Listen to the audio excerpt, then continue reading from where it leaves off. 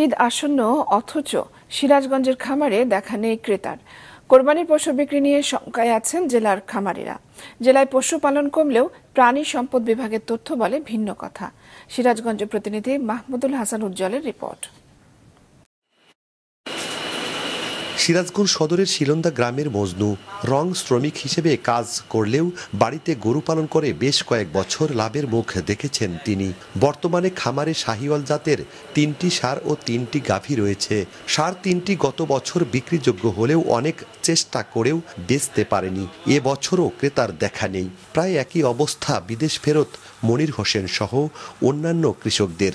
এখনো কোনো ব্যাপারী গ্রামে আসতেছে না, ঢুকতেছে না। এই গরু আমার হাটে নেওয়ার মতো কোনো পজিশন নাই। গরু অনেক বড়। আসলে এই গরুটা যদি এবার আমি বিক্রি করতে না পারি তাহলে আমি অনেক লস খেয়ে যাব। তো ঈদের আছে আর কয়েকটা দিন, কিন্তু আমি এখন পর্যন্ত কোনো কাস্টমারও পাচ্ছি না, কোনো পাইকারও পাচ্ছি না। আমার গ্রামে এ পর্যন্ত কোনো পাইকার ঢোকে নাই। কামারখন্দে চর বর্দুল গ্রামের এমইএফ অ্যাগ্রো ফার্মে রয়েছে 2 শতাধিক উন্নত জাতের গরু। প্রতিটি গরু 400 থেকে 1000 কেজি ওজনের। পরিচর্যা ও খাবারের জন্য মাসে খরচ হয় 22 লাখ টাকা। এই খামারেও পশু বিক্রি নিয়ে শঙ্কায় পরিচালক কর্মচারীরা। ওই প্রাণী সম্পদ অফিস থেকে যে বিবৃতিটা দিছে, আমরা মনে করতেছি মেইন সমস্যা এটাই। মানুষ দেখতেছে, বাইরের মানুষ দেখতেছে যে সিরাজগঞ্জে এত গরু আছে, তো ওরাই আমাদের কাছে আসবে, আমরা কেন যাব?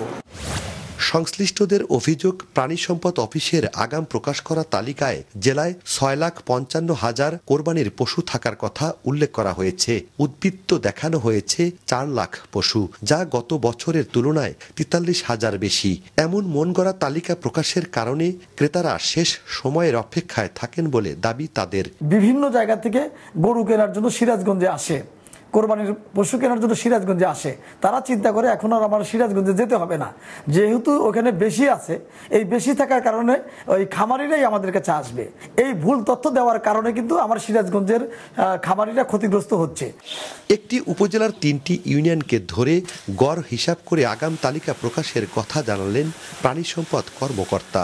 সার্ভে এরকম, আমরা প্রতিটা উপজেলা থেকে 3টা ইউনিয়ন, ছোট বড় মাঝারি 3টে ইউনিয়ন সিলেক্ট করি। আবার পৌরসভার ক্ষেত্রে ছোট একটা ওয়ার্ড, বড় একটা ওয়ার্ড, তারপরে একটা মাঝারি ওয়ার্ড। এটার একটা টোটাল গড় করি আমাদের। এটা যে খামারের ইফেক্ট হবে সেটার ব্যাপারে আমরা কোনো চিন্তা করিনি। কাগজ কলমে নয়, বাস্তবতার নিরিখে যথাযথভাবে দায়িত্ব পালন করলে সমৃদ্ধ হবে জেলার প্রাণী সম্পদ। অন্যথায় মুখ থুবড়ে পড়বে এই খাত, মনে করেন সংশ্লিষ্টরা। মাহমুদুল হাসান উজ্জ্বল, মাছরাঙা সংবাদ, সিরাজগঞ্জ।